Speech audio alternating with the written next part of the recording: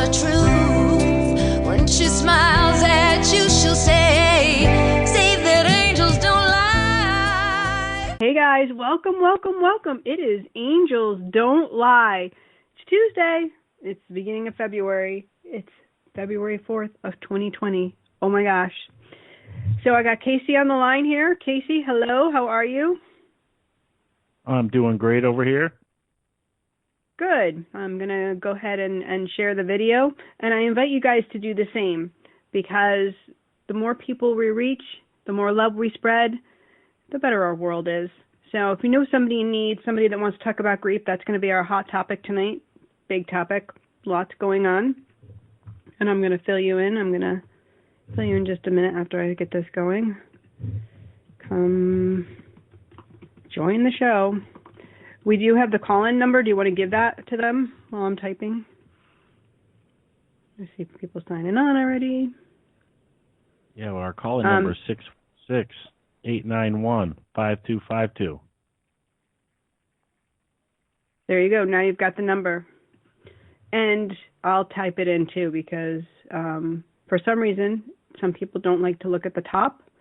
So I'll tag it in here. 646. Let me type this in the right way so it's the right number. So we're going to talk about grief. We're going to talk about life, because life is messy and it's not easy. And what are we supposed to do with our hands? What do I do with my hands after I've experienced huge life events? And I know that sounds silly, but like sometimes we don't know how to be. Sometimes we don't know how to be, how to function after we've had some serious life events. And I know I'm not the only one, right? Who's with me on that? And I see you guys joining in. Hey, Michael, how are you? Hey, Marianne, how are you, love? Hi, Sandy. It's so nice to see everybody. Let me know you're here. If you're watching, add your name in here at least so I can say hello to you. I know we love that. We love to be able to send you some love. Yeah. Nice to see you. Thank you, Donna. Hello. Hey, Allison, how are you? I'm definitely on the mend, but you can probably hear my voice a little bit. It's not 100%. Hey, Helene, how are you? But I'm working it. I'm working on my tricks, all my stuff.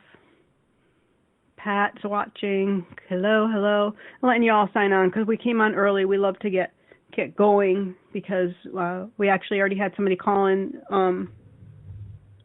the studio already. So you guys can hear me good? I've got the mic up enough?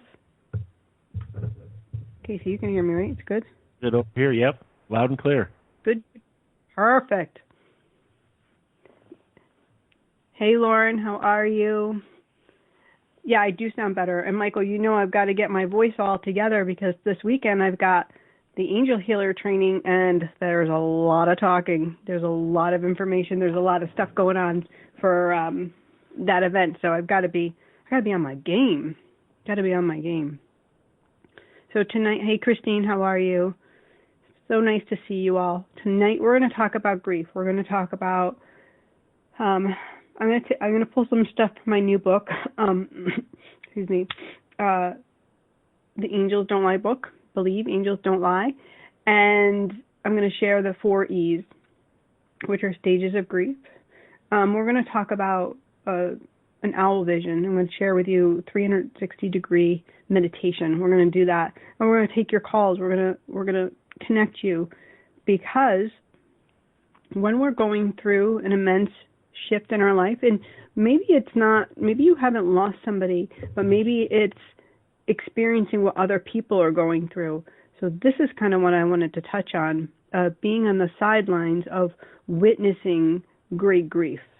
Anybody else out there witness people going through grief, going through the loss of a spouse, a loss of a child, a friend who miscarried? Has anybody else had experiences where you didn't know what to do to help that person, or a terminal diagnosis, right?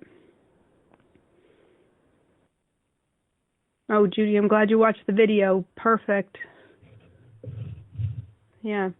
And sometimes we feel like, what can I do? Or or we might even start to have experience of grief ourselves because it's overwhelming to kind of witness that, to feel our own sadness for the loss of a friend, or witnessing their loss. It becomes part of our storyline as well, because we want to lift those people up.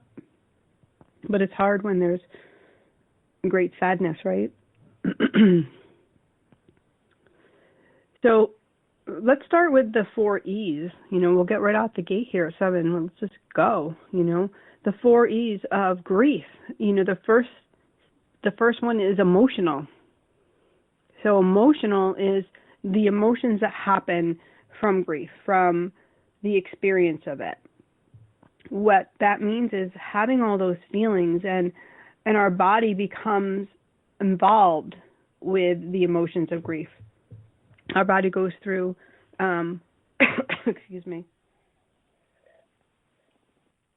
Hey, Lori, how are you? Yes, I'm back. Hey, Melanie, how are you? I'm doing my best here. But the emotional part, the emotional aspect of grief can actually become like a trauma in our body if we aren't experiencing it, if we're not allowing it out, if we try to contain the emotions and not really process them and go through them. And I'm working with a dear friend who lost a baby, and for her, it's this peeling open of her emotions, and she doesn't like to share them, but she is, and she's been able to really sit with things on a different level. So with some love and some guidance and some support, she's finding herself in a new space. And a new space meaning almost like an awakening. This experience has peeled her open in a way so that she can feel things on a whole new level. So when we stay with our emotions and we witness them and we allow ourselves to feel them, that's when we can really feel the shifts and we can feel the growth that happens. Well, Lori, thank you. I'm not trying to look so tired, but, what are you going to do? You were sick, you're sick. And I am wearing makeup, but what are you going to do? The next part is the energetic part, feeling the energy. And energy is a very real thing. It's a very big thing that we don't take into consideration when we're going through life events, big life events, small life events, because we'll have waves of energy. We'll have, an overwhelming wave. It might feel like we're drowning in it, like we can't move, right? But then there's other times where we feel sweetness, a connection, love. We feel other people's prayers. So it's depending on the stance of where we're standing with that grief. Are we again, are we a victim? Do I have grief, or am I experiencing grief? Am I grief? So we can witness these things when we take time and we're quiet. And so here's the next one is experience. So we have emotional, energetic, and now we're going to have experience. And when we really align with life is messy, that everybody goes through things, and we allow ourselves to be in the experience, good, bad, or ugly, when we can start to grow, we can really start to be that new evolved person. And exhaustion, that is the final phase, and none of these go in order. That's the thing with grief. There's not an order that has to be. So the exhaustion could come first, or the exhaustion can be just part of it. But exhaustion is part of it for sure. It's feeling tired and looking tired because you're going through and you're feeling and you're allowing, and it's raw and it's real. And I was comparing this to the Velveteen Rabbit, because though we go through these experiences and they're really hard, when my grandfather passed away, it was one of those very difficult experiences for me. And then recently when my uncle passed, these feelings kind of came back up of how my childhood, this experience, my uncle and I were so close, and he helped me when my grandfather wasn't doing well, and I was the one kind of, right by my grandfather and not only caring for him, but I was the one right there. So it was an experience that we had together. What made us very close.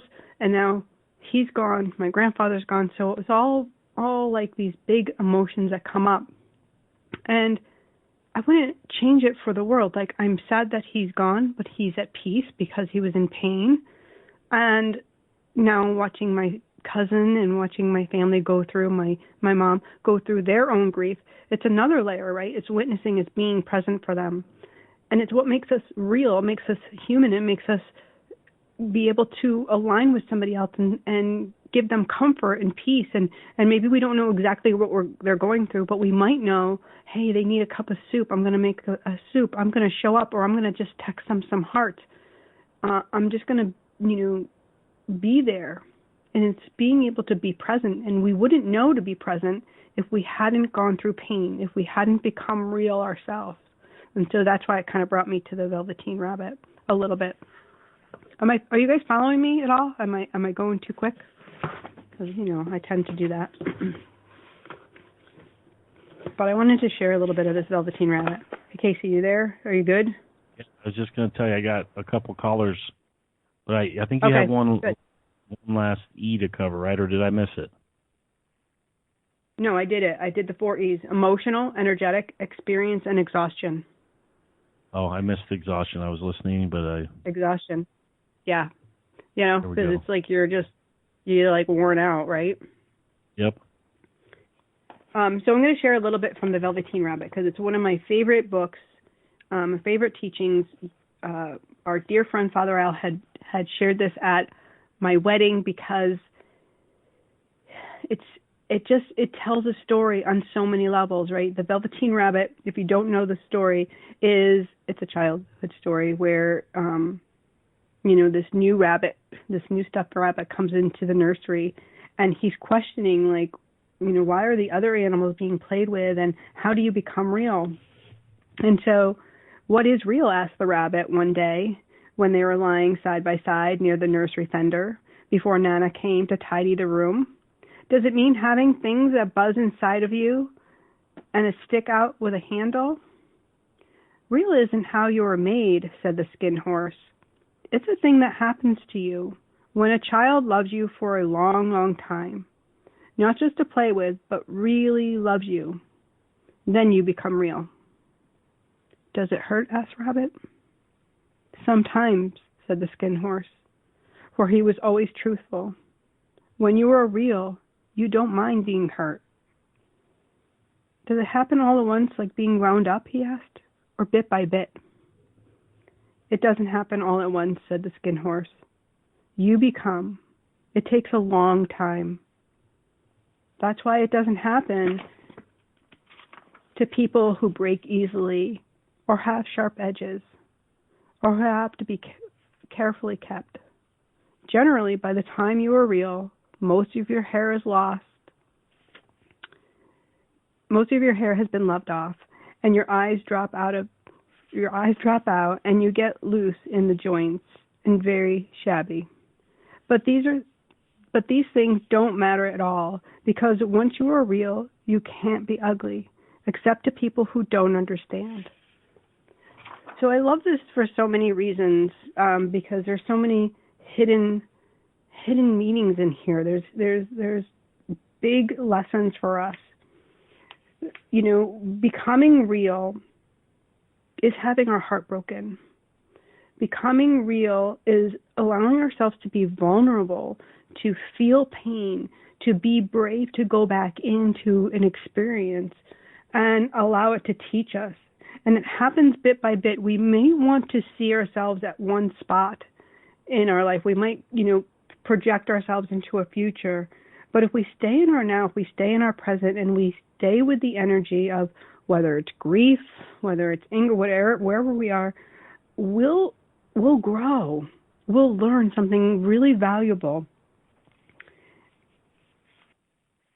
And I love the part that it says that it's not for people who are weak or who break easily or have sharp edges. And sharp edges, those are opinions. Those are people who don't want to be told.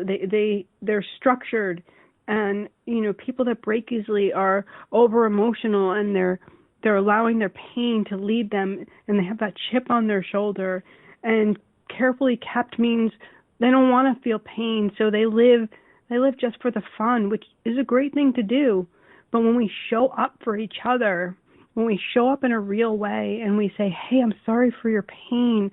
I see you, and I want to love you, and I want to help you, and I'm going to send you a prayer. And again, maybe it's just a text, or maybe it's bigger. Maybe it's a whole dinner. How do you want to live your life? Do you want to live it and be real and have all this stuff happen? Or would you rather be that China person? Would you rather stay in the opinionated? I'm curious. Add it in here that you want to be real. I want to see your text. Are you real? All right, let's take a caller. I'm done with my rant. It was a good one. I think I did good. Look at me. It's 11 minutes in, and that was a good rant, right? Nope. I'm ready good. when you are. So who wants to be real? I'm taking this caller. Just type it in, real. Okay, I'm ready. Caller number 1. Here we go. Okay. Hello? Hello, this is Jeannie. Hi, this is Jeannie. Who am I speaking with? Hi, Jeannie. It's Amanda. Hi, Amanda. We spoke, before. It's been a little over a year ago. I lost my sister. Okay. My little sister. But about a few weeks ago now, I also lost my brother. I'm so sorry. And so I don't know. Naturally, I'd like to hear from either of them, but I'm hoping my brother's around. Amanda, your mom is Carol, correct? Yes, she is. Okay, so I want to know that I'm talking in the same family. First I want to tell you I'm so sorry for the immense pain that you all must be going through of having another devastating loss and another loss that nobody saw coming. Yeah. Although with your sister, I think what she's showing me is, people thought it would happen, because of her lifestyle and her bad choices. In the back of the mind, it was there. But with your brother, it feels so shocking and like kind of unbelievable. Like, how could that happen? Yeah. Yeah. So he shows up. He's very strong. He's showing me he's flexing. He's showing me his muscles, which is really kind of fun. I don't know why that's important for you. I'm working out. Okay. And it's just, they like to come through and show you something about them. He is totally fine. He's also showing me, like, talking on the phone. Like, I wish he had picked up the phone. He's like, I wish I picked up the phone instead of feeling that bad.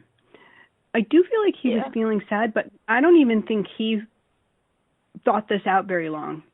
I think, kind of what he shows me, it was a pretty quick decision. Yeah, he committed suicide, and me and, like, my mom, like, have really thought this was, like, basically just a moment of madness followed by a very terrible decision. That's exactly what I feel. He's talking about post-traumatic stress syndrome. Yeah. That's what he's talking about. I don't... With me. Is that who it is? You have post-traumatic stress? Yeah. I'm, like, hallucinating that I see him, and... Well, that's not hallucinating. When you see your loved ones, it means that they're coming through to comfort you. They're coming through to guide you. And even seeing people that look like him is a reminder that he's with you, that he's loving you and he's supporting you. Well, I'm getting, like, bad flashbacks of the stuff I saw. Yeah. And, that's what my doctor told me recently, that it's, PTSD. Did he have post-traumatic stress as well? Well, I'm sure he did, too, because that was some very scary things we saw happen to my sister. Yeah, because that's what he kind of making me feel that as well. Not that he's putting an excuse on his behavior, because that's not at all what he's doing. He's really more showing you, the pathway of losing his own grip. On reality, on losing his own grip on reality. Yeah, I understand.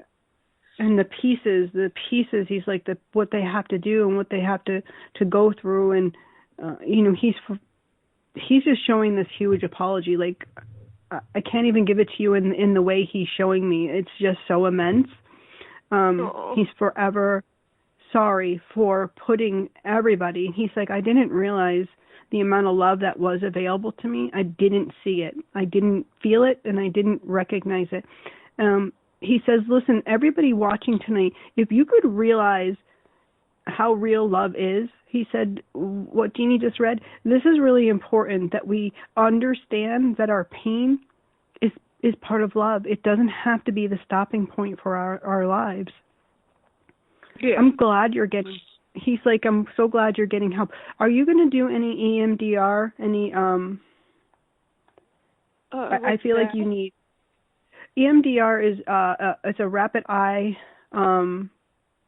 like rapid eye response. It helps to rewire the brain after trauma, especially with like the post-traumatic stress, what you have going on. I just feel like it would be very, very helpful. Procedure? Yeah. No, like your therapist, like, okay. Your therapist. There are therapists that offer EMDR, yes. Okay. Craniosacral is another therapy. Okay. Can you tell him, like, or I guess he can hear me, that I'm just so sorry. I feel like I messed up bad. So he can hear you, first off. So I want you to understand, he knows you. He's with you.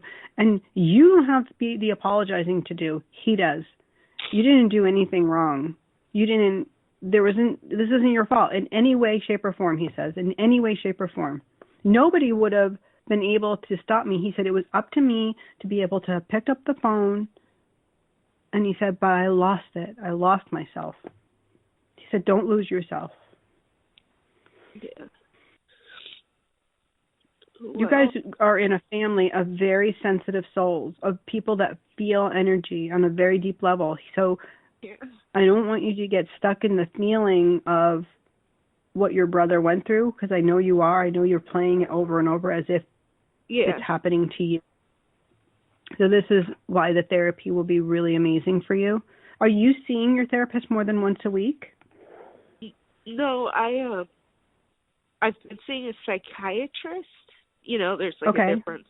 Mm-hmm. But I asked him, I guess last week it was, if he could fast track me into a therapist, and he did. Like, I'll see one in a couple days. Good. So you can ask your psychiatrist about the EMDR. He'll know about that, and he might even do it or know somebody.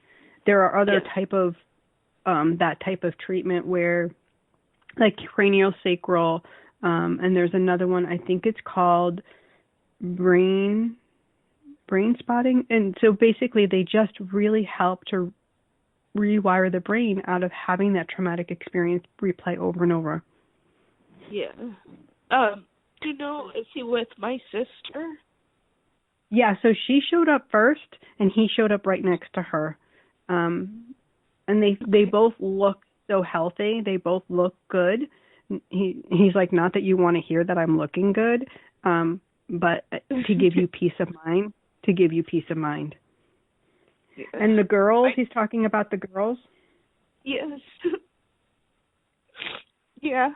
He's just showing me like arms wrapped around. I don't know if you're hugging them. I don't know if these are your girls or his girls, but he's just showing me all this love and compassion and gratitude for the amount of love that you're giving. So know that he's holding you in that space as well. Yeah, he's got 2 little girls. Okay. But okay, so he's doing all right out there.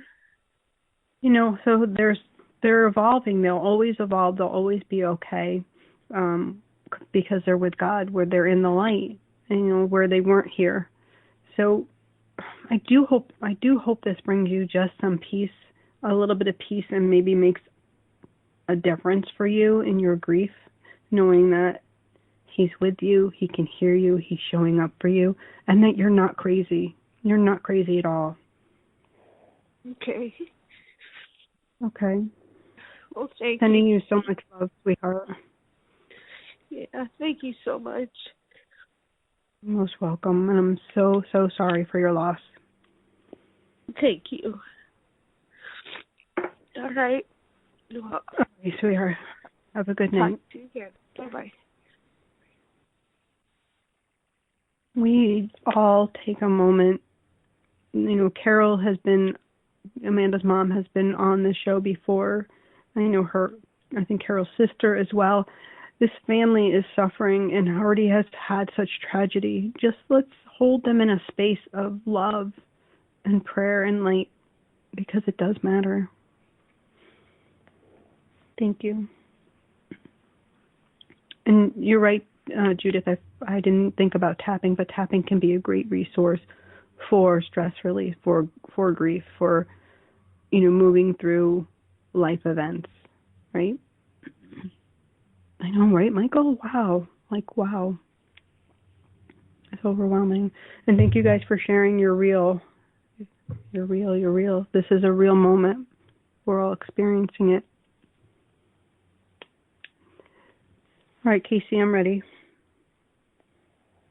Okay, here we go. Somebody else on the call on the line? Okay. Yeah, here we go. Hey, this is Jeannie. Who am I speaking with? Well, I wasn't expecting Amanda to call. This is Carol. Hi. Condolences to you, Jeannie, for the loss of your uncle. Thank you so much. Thank you. Okay. But I don't like you all about our families. I know there's probably a lot of people waiting, but that's all right. How are you holding up? Really still very much in denial and kind of like in a paralyzed almost phase where I just can't get up and do hardly anything unless I have no choice, Right. I just don't want to do anything. It's just like I'm at a point where nothing seems to matter, and I know it's just something I got to go through. I get that, and yes, there is a lot to live for, but it's just got me to the core broken.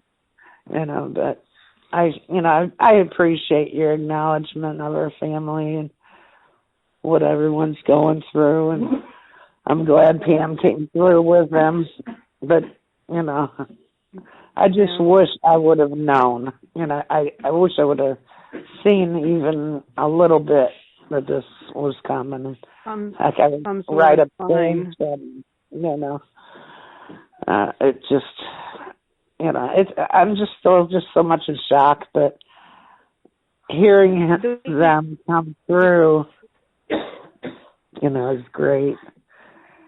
The way he makes me feel like, he put a false persona on to, hold stuff together.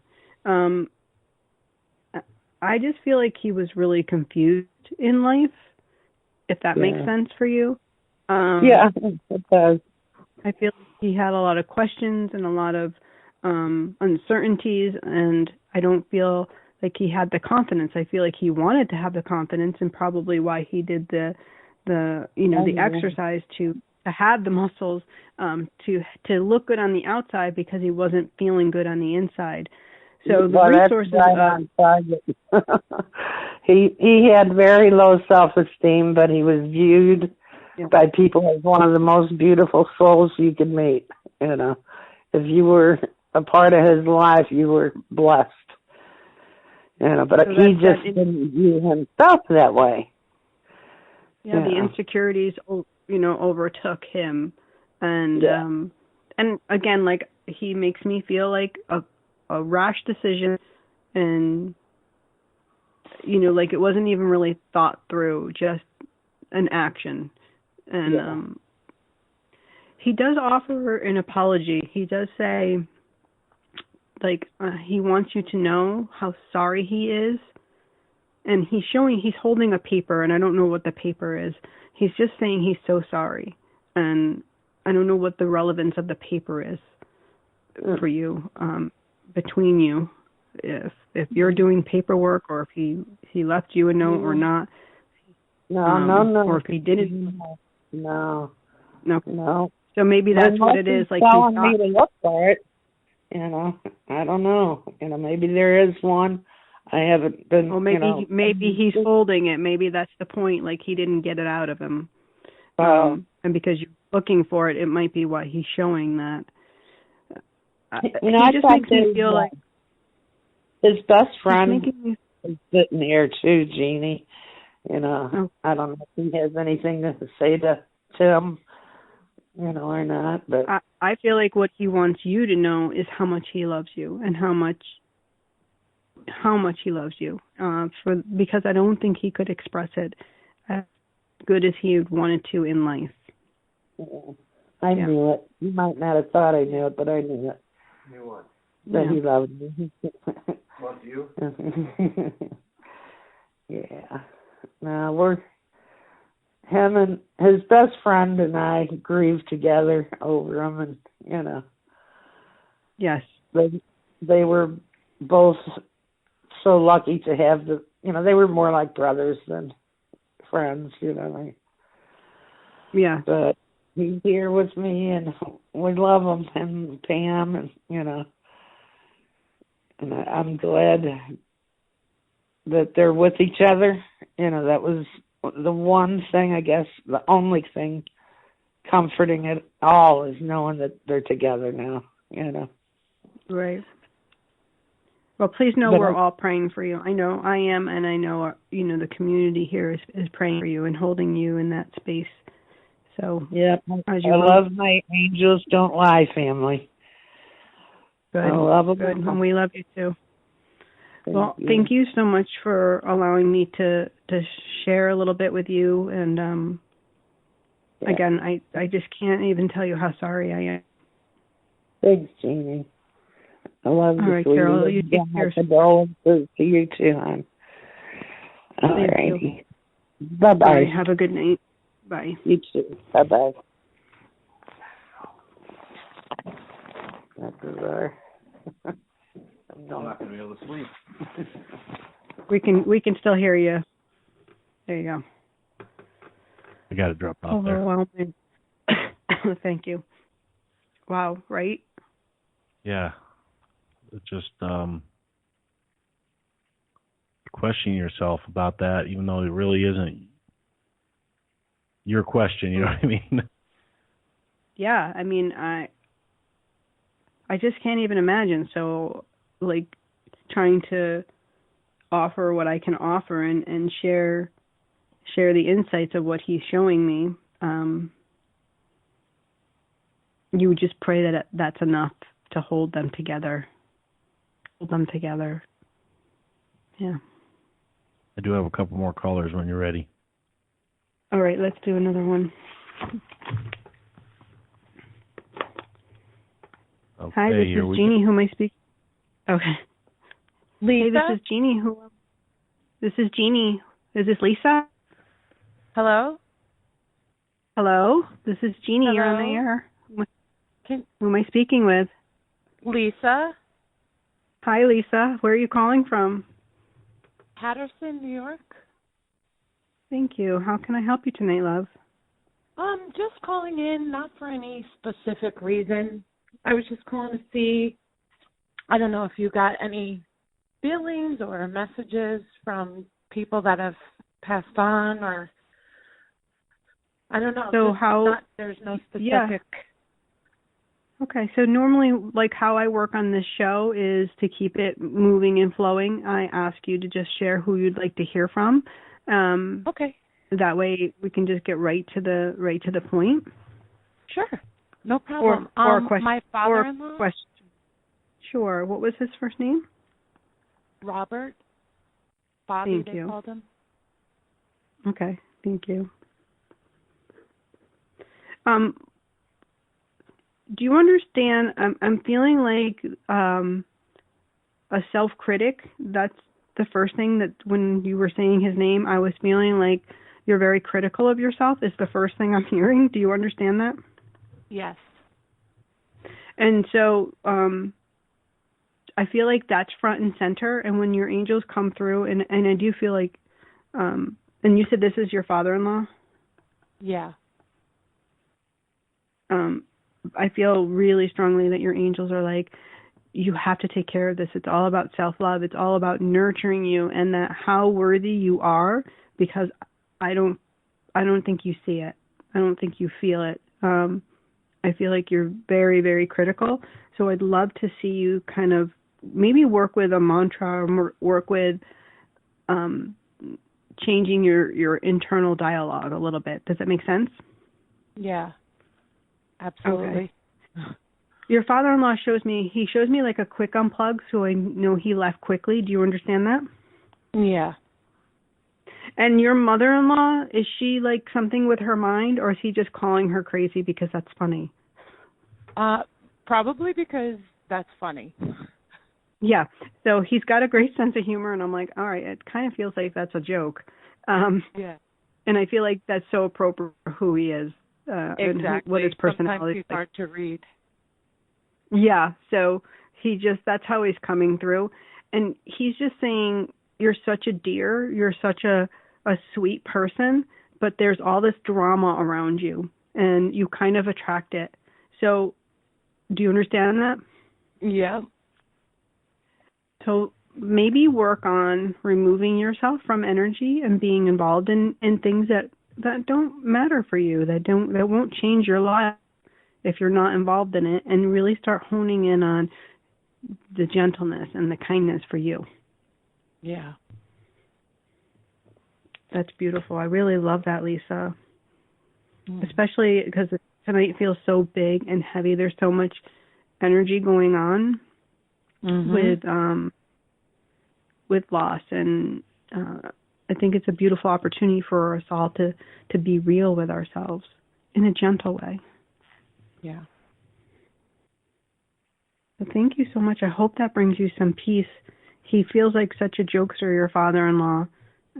Yeah. And he feels so good. Like he doesn't feel sickly. He comes through looking handsome and working, busy, doing. He's like, that's what he's making me feel. Well, that's good. Thank you. You're most welcome. Have a beautiful night, sweetheart. You too. Thanks. Thank you. So we have time for one more, Casey. All right. We have one more. All right. There you go. These things Here we are go. killing me tonight. Hey, this is Jeannie. Who am I speaking with? Hi, this is Leah. Hi, Leah. How are you, love? Good. How are you? I'm doing well. How can I help you tonight? I was hoping to hear from my Uncle Bruce. Certainly. Are you doing okay? Have you been under the weather? I don't feel like I have, no. So I don't know why is that. That's like, did he feel under the weather? Because he's talking about under the weather. Yes, he's been sick. Okay. He was sick. Okay, so that's what's coming through. I'm like, all right, where are we directing that?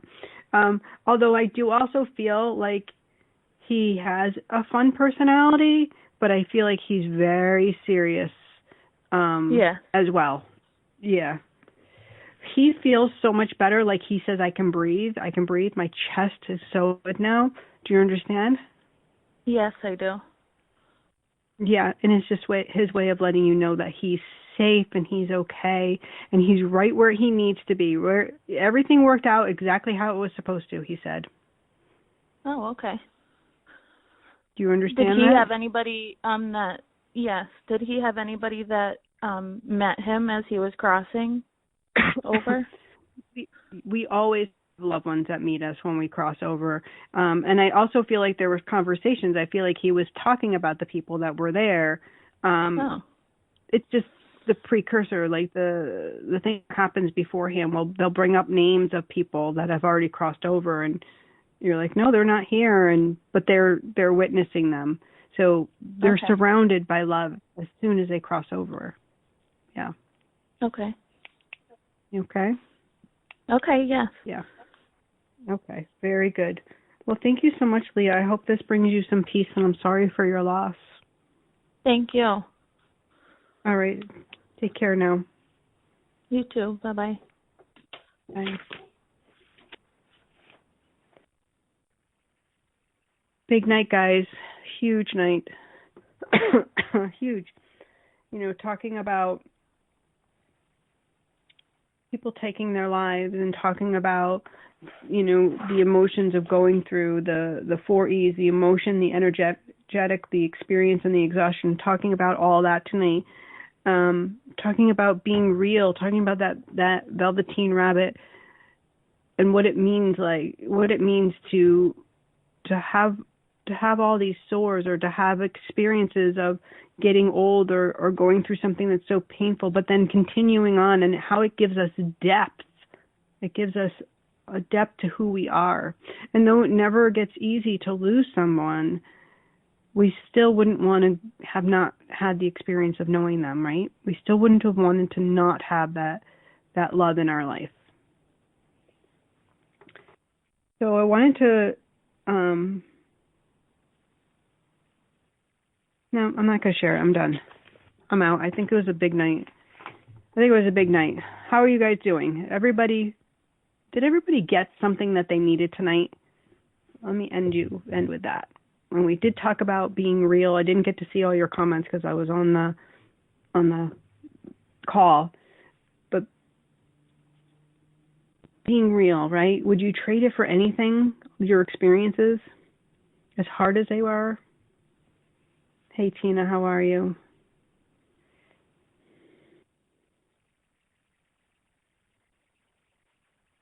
Right? So these are the things that make us up, and they make our choices. It's how we navigate through life, and how we support other people as well, right? So your experiences, your pain, your losses, the people that you've met, it's all meant to be.